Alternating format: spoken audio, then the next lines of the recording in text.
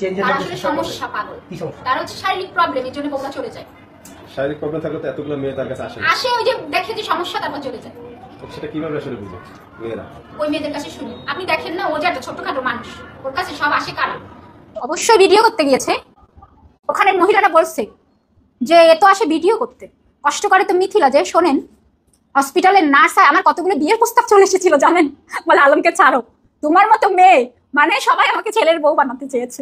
কিসের ভালোবাসা? আরে ভালোবাসলে সে রিয়ামনির সাথে করার সময় আমাকে ভিডিও কল দিতে পারে? নো, কিসের জন্য? আমার সাথে অন্যায় করা লাশকে আমি ছেড়ে দেবো না। হ্যাঁ, আলম রিয়ামনিকে ল্যাংটা করে দিচ্ছে, রিয়ামনি আলমকে ল্যাংটা করে দিচ্ছে, আর আমি সত্যি কথা বললেই এসব কথা।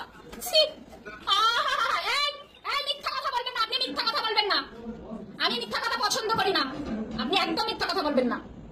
আর শোনেন, এই যে দেখেন তো, নিজে বাঁচার জন্য আরেকটা নিরীহ লোকের গায়ে দোষ দিচ্ছে। ছি ছি ছি, আপনার না সন্তান আছে, আপনার না মা মারা গেছে কবরে। শোনেন, আমার বাপ মা কেউ মরে নাই, কিন্তু সব জীবিত।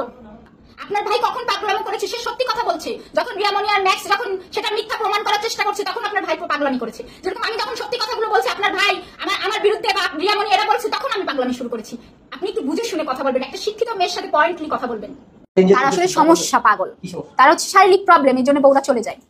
শারীরিক প্রবলেম থাকলে তো এতগুলো মেয়ে তার কাছে আসে না। আসে ওই যে দেখে যে সমস্যা, তারপর চলে যায়। সেটা কিভাবে আসলে বুঝে মেয়েরা? ওই মেয়েদের কাছে শুনেন, আপনি দেখেন না, ও যে একটা ছোটখাটো মানুষ, ওর কাছে সব আসে কারা? সেটা বুঝতে হবে না, আপনারা একটা পুরুষ মানুষ, বোঝেন না? আপনি তো গিয়েছেন। আমার কি শারীরিকভাবে অক্ষম? অবশ্যই। তাহলে আপনি গেছেন কেন? আমি তো ভালোবাসি, আমি তো এই যে আমি তো বগুড়ার বাড়িতে, আমার তো তার প্রতি ভালোবাসা, আমার তো ওইসবের দরকার নাই, কিন্তু তাকে ভালোবাসি। সে যদি অক্ষম নাই হতো, তাহলে তার বউরা অন্য পুরুষের কাছে চলে যায় কেন? অক্ষম হলে এতগুলো মেয়ে আবার কিভাবে? ওই যে এসে ট্রাই করে চলে যায়, একেবারে সারা জীবন আছে কি? তার বড় বউ চলে গেছে, নুসরাত চলে গেছে, রিয়ামনি অন্য পুরুষের কাছে চলে গেছে। আপনি যা যা অবস্থা। না না, আমার ওইসব নাই, সেটা আলমের কাছে শুনবেন। আমি তাকে ভালোবাসি। আপনি কি যাবেন? তার মেয়ে পর্যন্ত বলেছে, তার মেয়ে বলেছে যে সবাই শুধু এখন এই কথা বলতে চাচ্ছে। মানে আপনি কি যাবেন না থাকবেন আমার কাছে? আমার প্রাপ্য সম্মান ফিরাই দিতে হবে, তার সেটা তাহলে কি অক্ষম? তাহলে আপনি যাই কি করবেন? আরে পাগল, তাকে তো আমি ভালোবাসি, ব্যক্তিটাকে আমি ভালোবাসি। অবশ্যই সাথে তো এটা দরকার আছে।